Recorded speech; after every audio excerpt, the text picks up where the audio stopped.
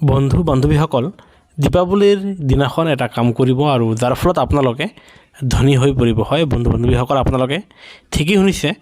হিন্দু ধৰ্মত দীপাৱলী উৎসৱক বিশেষ বুলি গণ্য কৰা হয়। এইবাৰ দীপাৱলী 12 নৱেম্বৰত পালন কৰা হ'ব আৰু দীপাৱলীৰ দিনা বিশেষকৈ আপোনাৰ লক্ষী দেৱী আৰু গণেশ ভগৱানক পূজা কৰা হয় আৰু এই উৎসৱক পঞ্চপৰ্ব নামেৰে জনা যায়, কাৰণ এই উৎসৱ ধনতেৰছৰ দিনৰ পৰা আৰম্ভ হৈ ভাই দুজৰ সৈতে সামৰণি পৰে।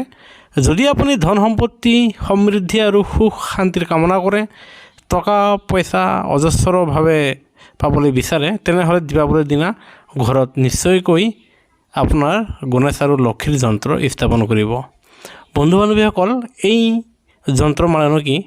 আপোনাৰ য'ত আপোনাৰ গণেশ আৰু লক্ষী দেৱীৰ তেওঁলোকৰ প্ৰতীক চিহ্ন আৰু ছবি সহকাৰে এয়া চাওক, এইখনকে আপোনাৰ যন্ত্ৰ বুলি কোৱা হয়। আৰু এয়া আপোনালোকে কেনেকৈ ক'ত কি ৰাখিব আৰু যাৰ ফলত আপোনালোকে ধনী হৈ পৰিব, তাৰমানে টকা পইচাৰ অভাৱ নহ'ব, সেই সম্পৰ্কে আমি এই ভিডিঅ'ৰ জৰিয়তে আপোনালোকক জনাম। জানক লক্ষী গণেশ যন্ত্ৰৰ বিষয়ে। দীপাৱলীৰ দিনা মানুহে ভগৱান গণেশ আৰু মাতৃ লক্ষীৰ পূজাৰ বাবে নতুন মূৰ্তি কৰে, কিন্তু ইয়াৰ লগতে নিজৰ ঘৰৰ মন্দিৰত লক্ষী গণেশ যন্ত্ৰও স্থাপন কৰে। এই যন্ত্ৰ স্থাপন কৰি ব্যক্তিয়ে সুফল লাভ কৰে আৰু ঘৰত সুখ আৰু সমৃদ্ধিও বাস কৰে। ইয়াৰ উপৰিও ভগৱান গণেশ আৰু মাতৃ লক্ষীৰ আশীৰ্বাদ ৰৈ থাকে। আপোনালোকে লক্ষী গণেশ যন্ত্ৰটো কেনেকৈ স্থাপন কৰিব?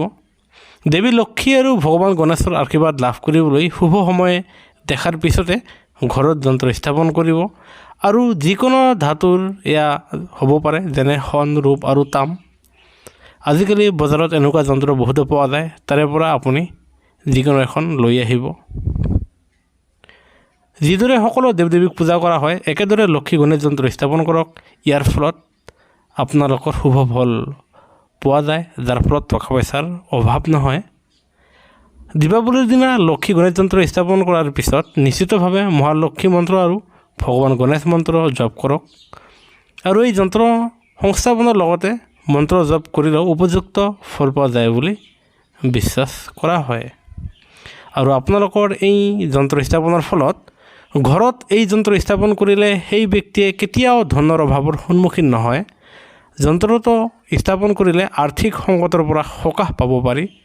লক্ষী গণেশ যন্ত্ৰ স্থাপন কৰিলে ঋণৰ পৰা মুক্তি পাব পাৰি আৰু জীৱনত সদায় প্ৰগতি থাকে, টকা পইচা নদন বদন হৈ থাকে, যাৰ ফলত গৃহস্থৰ কেতিয়াও অনাটন নহয়, যাৰ ফলত গৃহস্থই আনন্দ মনেৰে টকা পইচা সহকাৰে ধন দৌলত তেওঁলোকে চহকী হৈ আনন্দ মনে তেওঁলোকে জীৱন নিৰ্বাহ কৰিব পাৰে, য'ত লক্ষীয়ে তেওঁলোকৰ ঘৰখনত বসবাস কৰে। সেয়েহে এই লক্ষী যন্ত্ৰ স্থাপন কৰাটো দীপাৱলীৰ দিনাখন খুবেই জৰুৰী। সেয়েহে বন্ধু বান্ধৱীসকল, আপোনালোকে এই গুৰুত্বপূৰ্ণ কথাখিনি যদিহে উপকাৰী বুলি ভাবিছে, তেনেহ'লে ভিডিঅ'টো নিশ্চয় এটা লাইক দিব আৰু আমাৰ চেনেলটো ছাবস্ক্ৰাইব কৰি শ্বেয়াৰ কৰিবলৈ নাপাহৰিব। ভিডিঅ'টো চোৱাৰ বাবে ধন্যবাদ।